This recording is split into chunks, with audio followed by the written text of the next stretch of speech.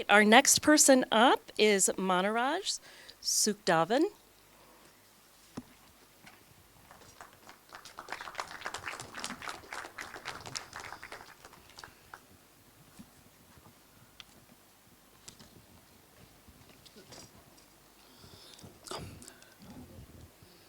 Okay, I just had to make sure that it is afternoon, and so good afternoon, everybody. And I can safely say that all protocols observed from this morning and the previous sessions, so I'm quite comfortable to continue. Just by way of introduction, I think that's what the moderator asked us to do. I am the director for the Oxford Centre at the University of Pretoria for Religion, Public Life and Security. Also the professor in religion studies at the University of Pretoria. I'm also the adjunct professor at the University of Tehran in Iran, and recently served as a co-chair for the G20 Interfaith Forum in South Africa. So I wear a couple of hats, and now you can understand why I am so grey. Thank you very much for the opportunity to share this platform with some esteemed colleagues that are here. And I hope I can do justice with my topic, which is the historical roots and contemporary causes of religion and violence, and as a subtext, glimpses into the Hizmet pathways to peace. Now, I need to read my slides very often, and just as part of introduction, I have 4 categories that I want to quickly go through in my whole presentation. It's first of all the introduction, where I'll give you a conceptual framework, some of the historical roots, contemporary causes of religious violence. Then we look at the Hizmet pathways to peace, and then of course I will conclude, and I might not be longer than what I anticipated I would be. Religious violence, and I think all of us are familiar with that, is a complex phenomenon that spans centuries and diverse societies. It doesn't focus only on one specific society. While religion often provides ethical guidance, community, and a foundation of peace, it also has been invoked to justify conflict.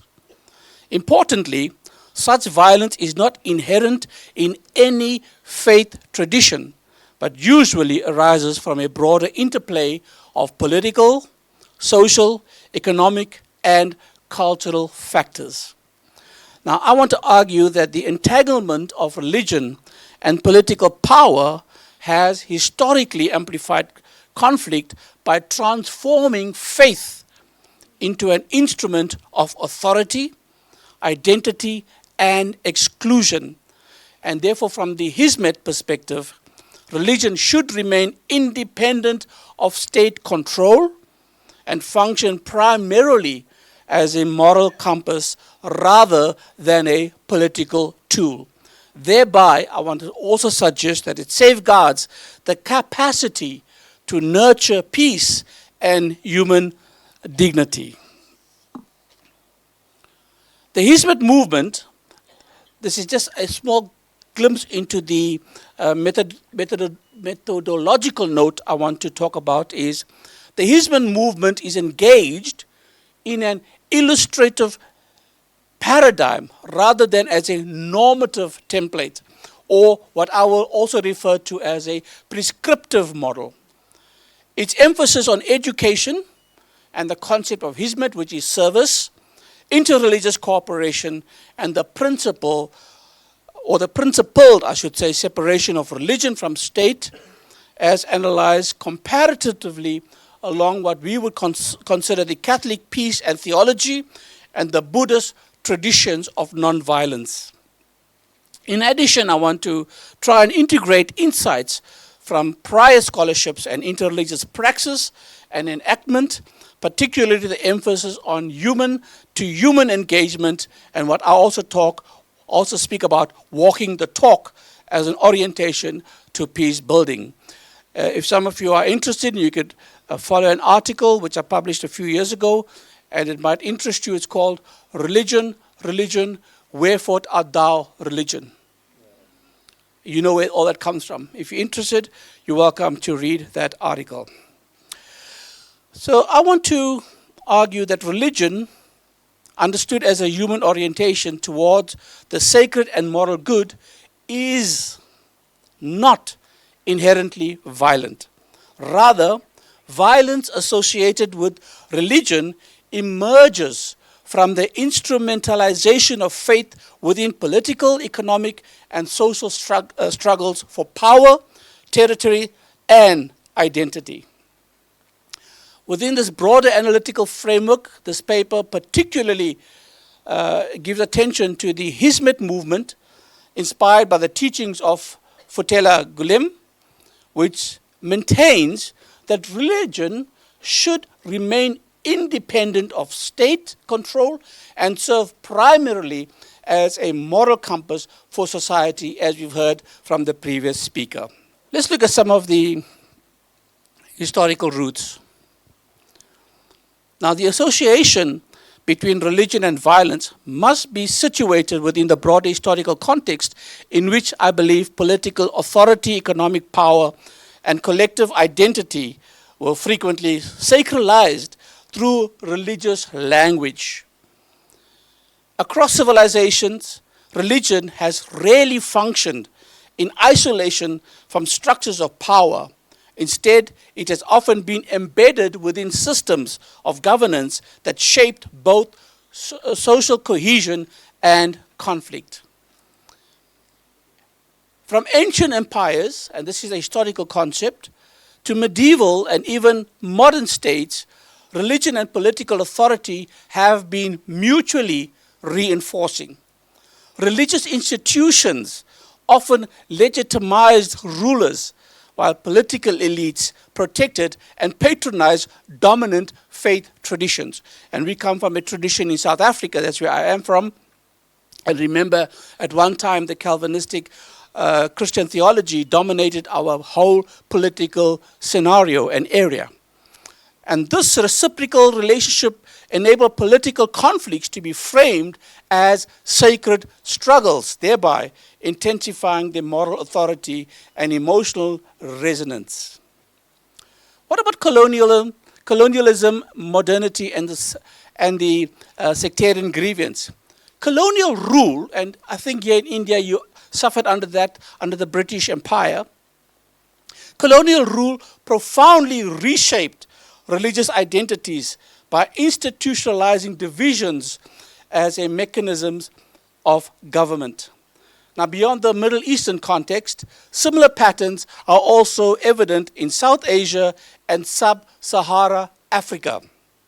In British India, religious communities were categorized, codified, and governed through communal representation, reinforcing religious identity as a political category and intensifying Hindu-Muslim tensions. In parts of Africa, colonial regimes privileged certain religious groups in access to education, land, administrative authority, embedding religious difference within enduring structures of inequality.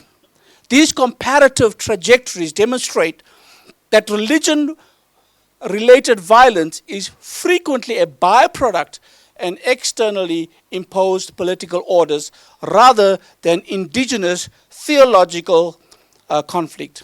When religion becomes a proxy for access to power and resources, violence is more likely to erupt during moments of transition, decolonization, and regime change.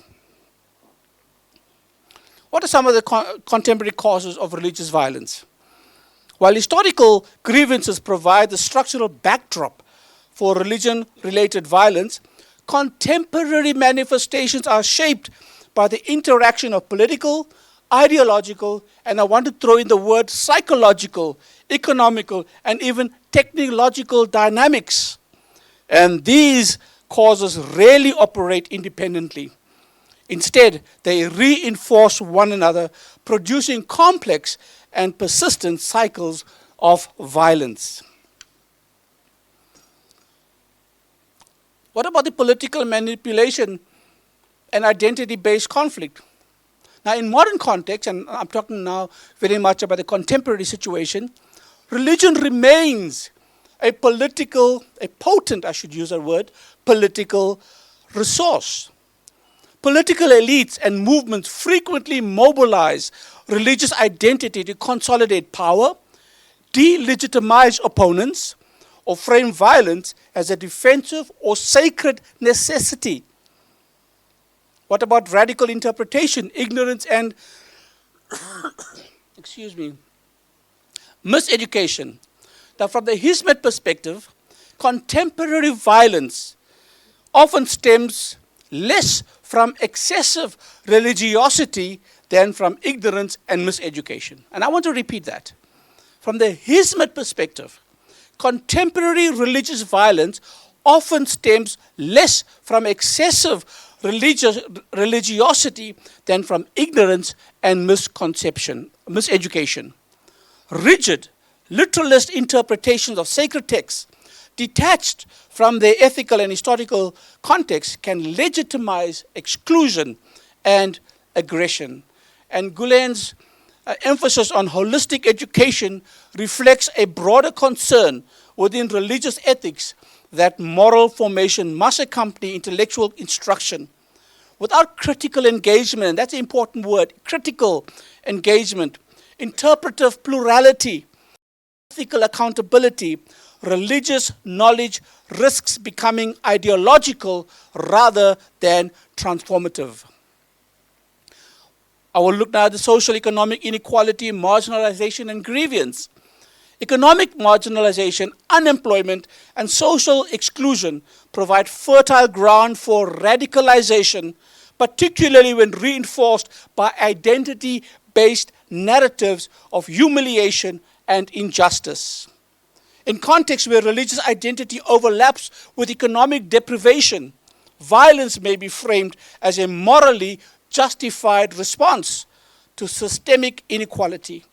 Such framing obscures the structural origins of injustice while directing frustration towards symbolic, religious, and ethnic adversaries. What about the media, technology, and the acceleration of radicalization? Digital media has fundamentally altered the dynamics of religious violence. Online platforms enable the rapid dissemination of extremist interpretations, conspiracy narratives, and emotive imagery that bypass traditional religious authorities. Contemporary religious violence is best understood as the outcome of interlocking drivers rather than singular causes. Political manipulation amplifies identity insecurity at three fronts. First, socioeconomic inequality intensifies grievance. Ignorance, secondly, and miseducation weaken ethical discernment.